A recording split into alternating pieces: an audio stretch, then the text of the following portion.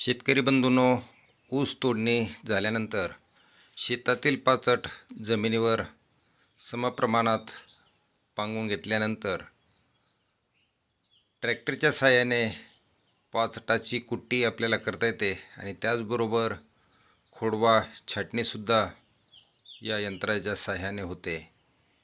यामुळे जमिनीतील सेंद्रिय कर्ब वाढण्यास मदत तर होईलच, त्याचबरोबर पाचट आच्छादन झाल्यामुळे तणाचं नियंत्रणही करणं सोपं होतं. शेतीमधील सेंद्रिय कर्ब हा अत्यंत महत्त्वाचा घटक आपल्याला लक्षात आलेलाच आहे आणि हा सेंद्रिय कर्ब वाढण्यासाठी शेतातील पाचट ठेवणं हे महत्त्वाचं ठरलं आहे.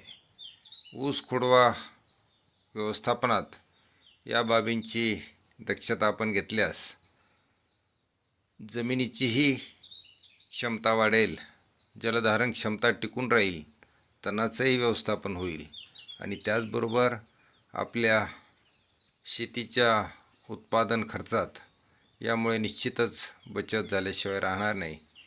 तरी शेतकरी बंधूंनी ऊस खोडवा पाचट व्यवस्थापनामध्ये या गोष्टींचा जरूर विचार करून खोडवा व्यवस्थापन करताना आपण लक्ष घेणं आवश्यक आहे. धन्यवाद.